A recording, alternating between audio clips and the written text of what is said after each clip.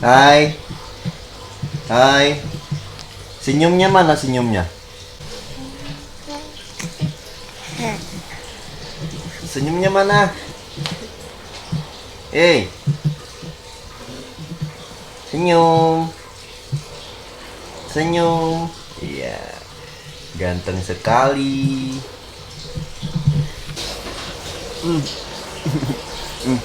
Tapi kerja dulu ya.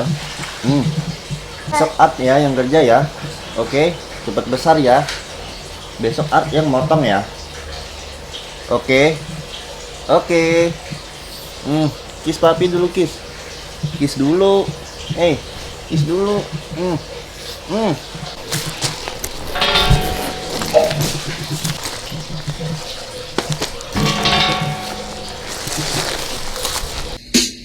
Hey you!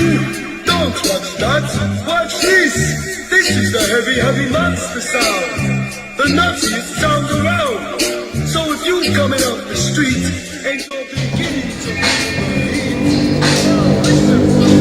you better stop to move your feet to the rockiness, steady beat of madness.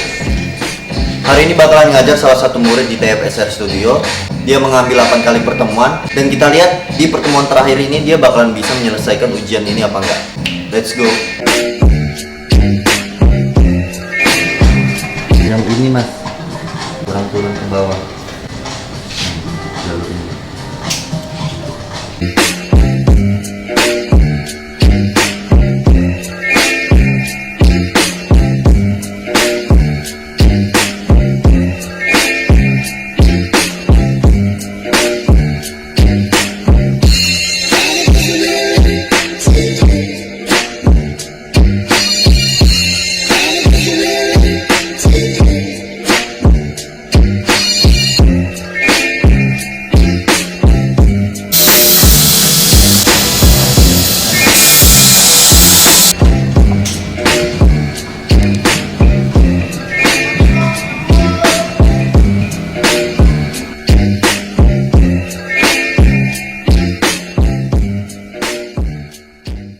Oke, kita hari ini baru aja selesai kelas bareng Mas Reska di pertemuan ke 8 kali ya Mas ya? Ya ke-8 kali hari ini. Nah, sebelum kita ngobrol-ngobrol lebih jauh nih tentang pengalaman kelas Mas Reska kemarin, kita minum dulu. Santai dulu ya. Santai dulu. Kita sore-sore nih Mas, jadi kalau sore-sore itu enaknya minumnya pakai es batu. Jadi kalau Jagger Seger ya? kan emang minumnya kan lebih santai ya. Iya. Jadi kita mainnya main kalem Ya. Ya, cukup. Sebelumnya nih, sebelum memutuskan untuk mengikuti kelas di TFS, berarti kan Mas Reska kan sebelumnya pasti udah ada kerjaan dulu dong. Iya, Nah, benar. itu sebelum memutuskan untuk terjun di dunia rambut, itu kemarin kerja di bidang apa? Kemarin sebelum ikut kelas di TFS, saya kerja di salah satu maskapai swasta di Indonesia. Swasta ya? Swasta. Itu berapa lama? 8 tahunan. Sekitar 8 8 tahun? tahunan. Lama juga ya? Lumayan lama. Lama ya? Terus akhirnya kenapa tuh? Akhirnya tiba-tiba memutuskan untuk kayaknya aku stop deh di sini, pengen mencoba ke dunia rambut. Itu Ya, karena apa tuh? awalnya karena kegelisahan ini ya. Jadi aku ngerasa kayak Gigi stuck. basah ya? Iya. Jadi kayak aku tuh ngerasa stuck aja di kerjaanku, di kehidupanku yang selama 8 tahun yang aku jalanin itu. Aku ngerasa stuck gitu, kayak ya gitu-gitu aja gitu. Kayak jalan di tempat gitu aja. Iya. Kayak Kemudian, nggak ada mungkin seperti tidak ada tantangan baru, terjebak di zona nyaman. bener, terjebak di zona nyaman, aman selama sekian tahun ini, ya jadi kayak nggak ini aja, udah nggak kerasa bosen gitu, Iya. stuck, bosen aja. Kemudian Dan mungkin Mas yang memicu Mas Reska kenapa sampai ngerasa bosen ini, mungkin salah satunya karena pekerjaan itu bukan salah satu passion kamu juga mungkin ya. tentu. Karena sepengetahuanku Tentu, ya, iya. kalau kita kerja emang yang sesuai hal yang kita suka, mau kita berapa lama pun, malah justru semakin lama malah semakin kita tuh semakin giat untuk Benar, semakin kita gitu. iya pasti kalau segala sesuatu yang kita jalanin sama passion kita kan pasti enak kan ya. Iya, Jalannya enak, nggak kepaksa gitu iya, kan. happy. Happy. Berarti Yang- emang selama 8 tahun ini kerasa kepaksa. Iya, karena ngikut sebuah perusahaan yang harus menjalani lintas seperti itu, kerjanya ya sama aja, tiap harinya nggak ada hal yang baru. Nah, tapi kenapa waktu di awal kamu akhirnya memutuskan untuk kerja di situ? Padahal kan itu kan udah jelas bukan pekerjaan yang kamu suka ibaratnya gitu. Itu karena apa? Karena salah Salah ambil jalur. salah ambil jalur, salah aliran Iya, itu sebenarnya. iya. Heeh. Karena sebenarnya dulu tuh aku pengennya sebenarnya udah salah dari kuliah. Ah. Nah, kuliah kamu jurusan apa? Kuliah udah salah juga, kuliah di ekonomi. Ah. Kemudian kerjaannya dulu sempat sih di perbankan, sempat Oh, sempet di sempat di bank juga. Oh, alah. Kemudian ada waktu itu ada info lowongan di maskapai, terus coba Masuk situ. masukin, dites, keterima. Itu di bagian apa Mas? Di bagian operasional. Operasional ya? Operasional. Oh, oke. Nah, terus setelah berjalan nih 8 tahun gitu kan bergerak di situ, terus sampai akhirnya memutuskan untuk berani keluar dari situ dan langsung banting setir. Langsung banting Banting setir banget loh kamu Mas. Iya, bener. Iya kan? Banting setir banget. Nah, itu kenapa tuh akhirnya tiba-tiba atau misalkan emang kamu dari dulu emang suka dengan dunia rambut juga tapi nggak kamu dalamin dan akhirnya ketika kamu ngerasa bosan di pekerjaanmu yang dulu dan kamu mungkin keinget kayaknya aku dulu pernah suka dengan hal-hal yang seperti ini nih, aku pengen coba langsung itu apa gimana tuh ceritanya? Jadi kan sebelumnya kan aku sering potong nih di TFS kan ya. Terus aku lihat ya enak aja ngeliat anak-anaknya, kemudian cara potong rambutnya, model gaya rambutnya tuh beda aja gitu. Makanya aku ngerasa cocok aja kok. Nah, bedanya apa tuh?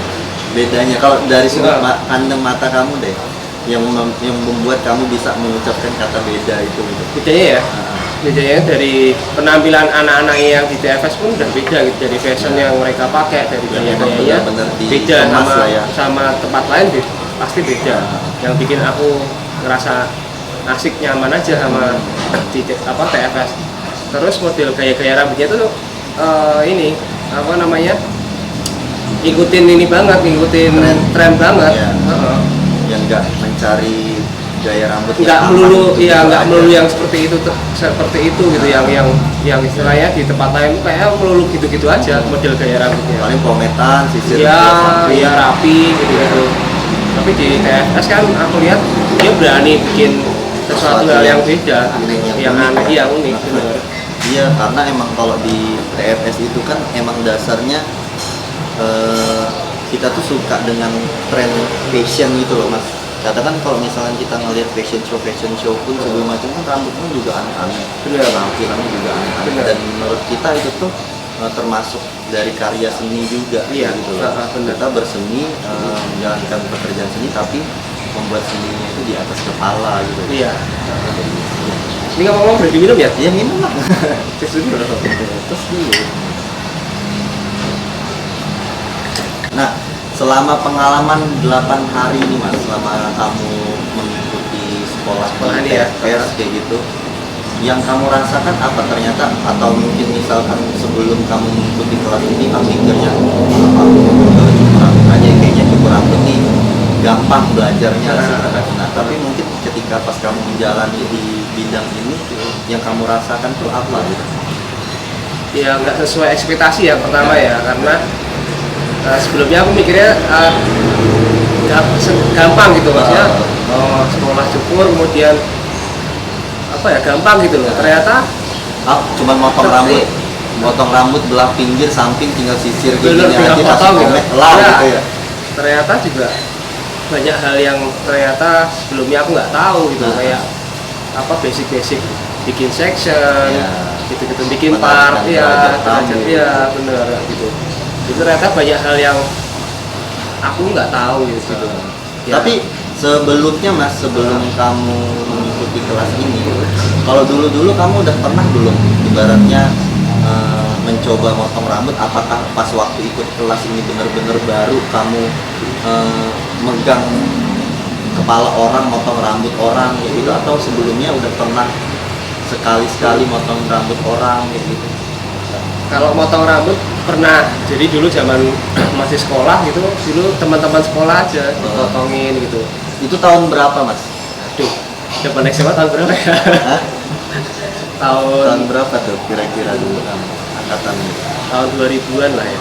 2000-an? Iya, Oh, 2000. itu kalau tahun 2000 tuh trennya tren apa tuh gaya rambut tuh? Kalau dulu ya zamanku waktu sekolah itu waktu happeningnya zaman screamo.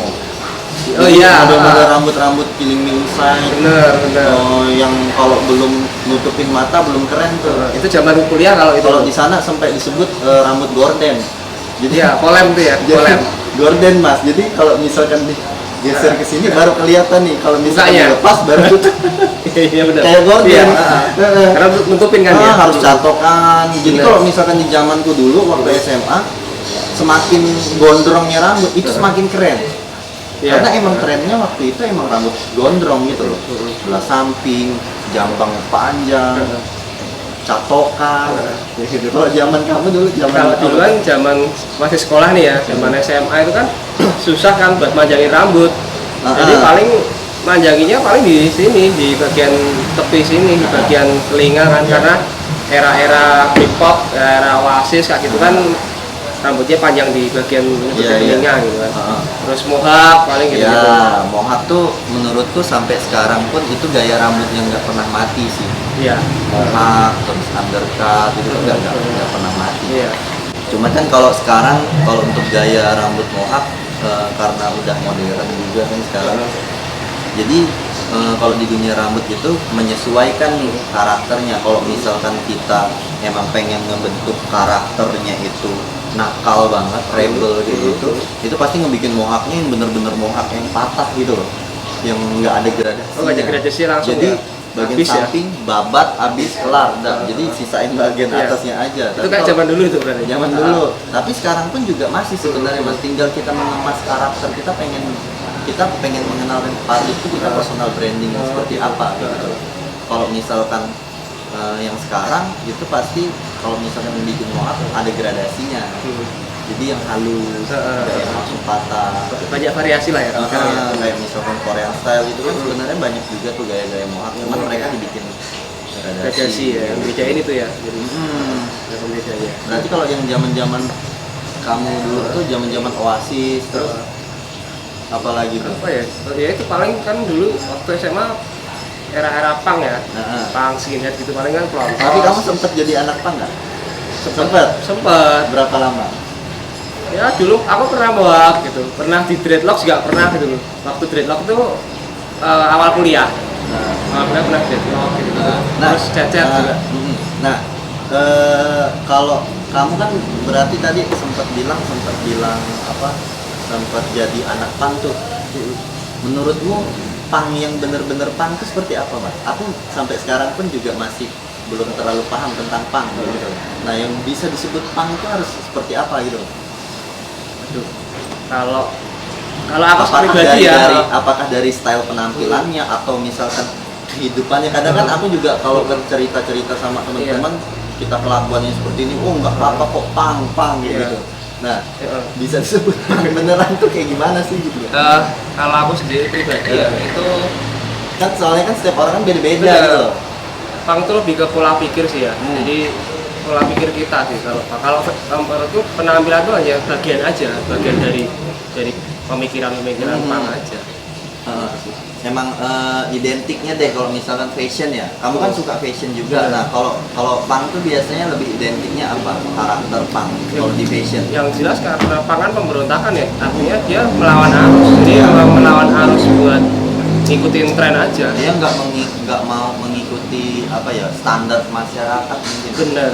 Misalkan standar masyarakatnya kamu tuh harus pakai style tuh yang seperti ini, Iya. di dekor rapi apa segala macam. Kalau punk kan menurutku ya, kalau aku suka dengan gaya punk, aku suka dengan penampilanku seperti ini, ya bodo amat kamu Iya. mau suka aku apa Bener. enggak kayak gitu. Kalau mau berteman ya berteman aja. Mm-mm. Kalau nggak mau berteman sama dengan gaya lu seperti ini, bodo amat Iya. kayak gitu. Kayak gitu. Kayak gitu. Jadi lebih ke pola pikir sih, pemikiran aja sih menurutku. Kalau masalah fashion nggak melulu, karena punk juga nggak melulu. Iya benar.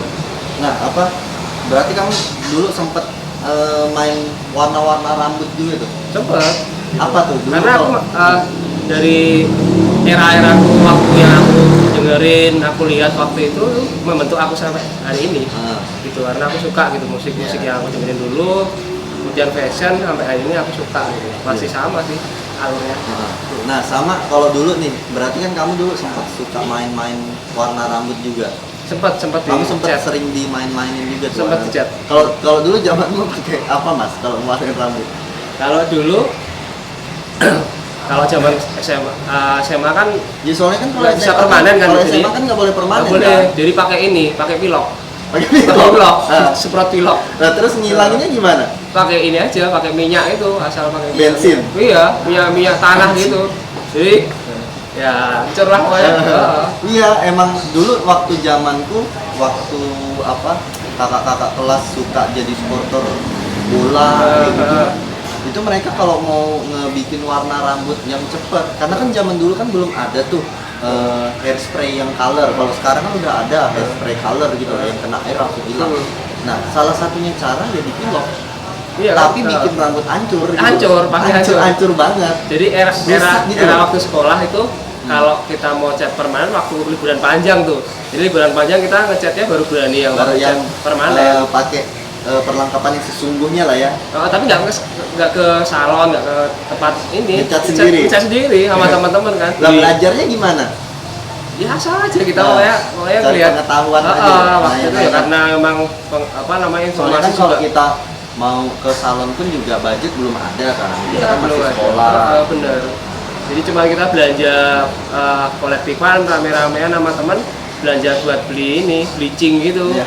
Di bleaching gitu. Jadi warnanya gitu-gitu lah pokoknya. Iya, nggak jelas. Nggak gitu jelas ya. pokoknya. Asal ajar aja pokoknya waktu itu. Kalau zamanku dulu mas, jadi kita di sekolah itu kalau nggak pakai pilok, ada satu cara Apa itu? dan murah, low budget, pakai stabilo. Stabilo. Heeh. Terus Nah diapain? jadi caranya gini kalau dulu ya, jadi rambut itu, kamu tahu kapur untuk nulis papan tulis ya? Dulu kan pakai kapur tuh. Nah, jadi rambut tuh kita gesek-gesek dulu. Aku nggak tahu juga tuh itu sebenarnya gunanya apa gitu. Aku cuma ikut-ikutan kayak gitu loh. Ikut-ikutan kakak-kakak kelas segala macam kan, kalau mewarnain kayak gini nih, digosok dulu pakai kapur rambutnya sampai keset kayak gitu. Baru kita masukin stabilo. Stabilo ya. Heeh, masukin stabilo. Tapi jadi warnanya, cuman warnanya nggak yang warna terang kayak Nggak. pilok. Kalau pilok kan pasti udah Nggak mencolok menyala ya. gitu loh. Kalau itu nggak menyala tapi ada warnanya. Terawang. Dan itu Ya. kalau misal kena air langsung hilang. Berarti kalau kena keringat juga langsung hilang ya? Hilang. Tapi kan ya dulu kan namanya sekolah kalau mau coloring juga nggak bisa kan mas, nggak boleh Masih gitu loh. iseng-iseng lah ya. Jadi ibaratnya buat gaya-gayaan Iya, lah iya. gitu loh. Jadi dulu itu zamannya emang pada bawa stabilo kayak gitu. Rambutku mau diwarnain nih, gosok dulu di kapur, baru dimasukin stabilo, baru ada warnanya. Terakhir nih, pesan buat teman-teman yang ibaratnya mungkin sampai saat ini ya, yang aku rasakan, aku pun juga ketika udah lama di bidang ini, masih ada beberapa mas orang-orang Indonesia khususnya masih menganggap bahwa pekerjaan tukang cukur itu hanya pekerjaan biasa-biasa aja gitu. Kayak menganggap kadang misalkan mereka mau potong rambut ke tempat yang harganya lebih tinggi segala macam, atau ada potong rambut yang lebih murah. Kadang mereka menganggap kayak ngapain lu potong rambut di tempat harga yang mahal kayak gitu, potong rambut mah sama aja kayak gitu loh. Ngapain kamu mahal-mahal, ada yang lebih murah, kalau ini kamu ke situ aja kayak gitu. Ada juga ketika kita, kalau aku dulu ketika aku memilih kerja di bidang potong rambut, ada beberapa teman-temanku sempat yang kayak bilang, kamu ngapain sih mau kerja potong rambut, jadi apa kamu besok gitu. Masih kayak menganggap bahwa pekerjaan ini tuh dipandang sebelah mata banget gitu. Nah ketika kamu merasakan mengikuti kelas ini, belajar motong rambut seperti apa, ternyata tidak segampang orang yang menilai itu Benar, kan. benar. Kamu juga bisa merasakan kan itu. Iya. Jadi kalau apa namanya, kalau untuk masalah range harga kita mau potong sih itu pilihan masing-masing Pilihan masing-masing orang, Iya, itu selera. tergantung kebutuhan. Iya, dan selera tiap orang pasti beda ya. Jadi masalah selera, kemudian harga juga pastinya menentukan kualitas kan ya. Iya. Menentukan kualitas ya, tinggal kita mau pilih yang mana, gitu. Benar. Range-nya yang seperti apa. Cuman kalau dipandang sebelah mata untuk tentang apa namanya dunia barber sih, kayaknya sekarang udah nggak relevan juga sih, karena ini semakin kesini modern, kemudian Iya. ya ini sebagai pekerjaan yang bagus gitu loh. Kenapa aku juga akhirnya mau belajar buat serius di apa namanya di barber Di gitu. bidang rambut. Bener, Iya. dengan rambut ini.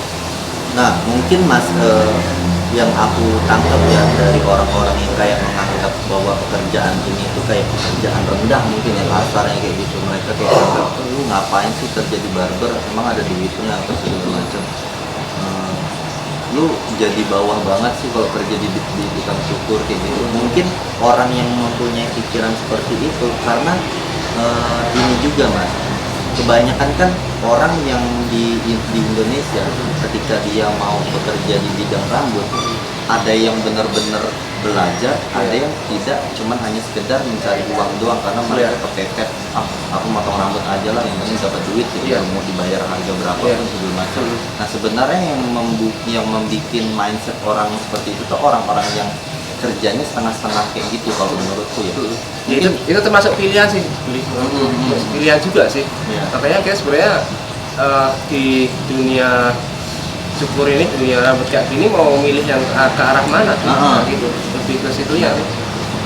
Kalau kita mau jadi yang profesional, tentunya kerjanya yang benar. iya. Gitu. Pasti kan dihargai orang juga saat kita profesional, kemudian karya kita juga bagus, kan pasti orang juga menghargai karya kita.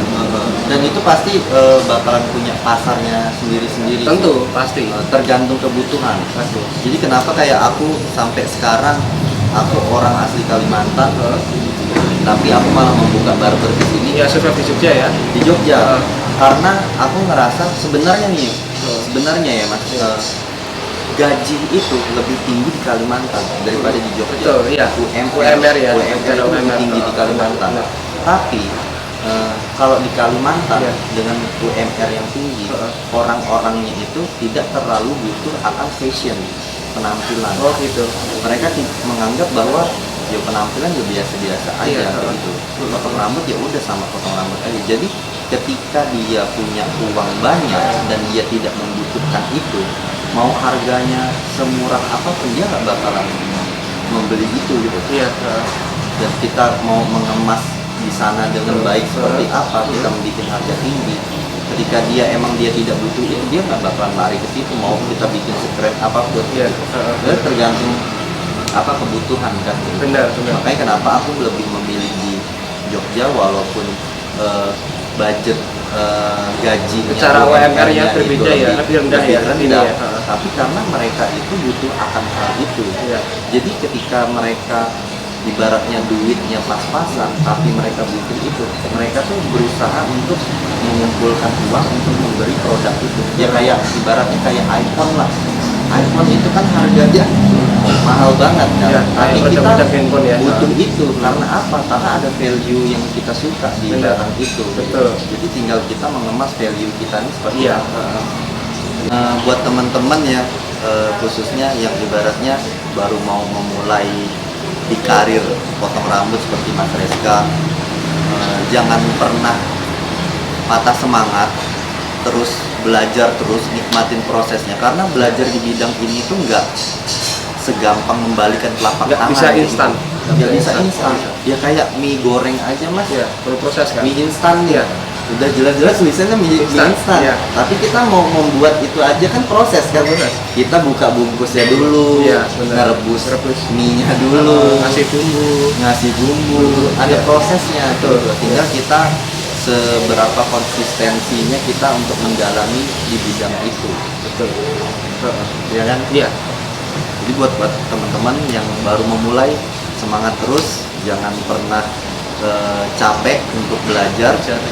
Karena aku pun sampai sekarang, sampai detik ini ya tetap selalu belajar terus, karena di bidang kita ini tuh nggak bisa berhenti gitu loh belajarnya, karena setiap tahun kan tren tuh semakin berganti terus. Berkembang terus. Jadi tetap harus belajar terus. Kalau kita berhenti belajar ya udah stuck di situ aja, kembali ke zona aman lagi. Ya. Aman lagi gitu. Oke, terima kasih buat teman-teman yang udah nonton video ini. Sampai ketemu lagi di next episode. See you. Hey you! Don't watch that! Watch this! This is the heavy monster sound! The Nazis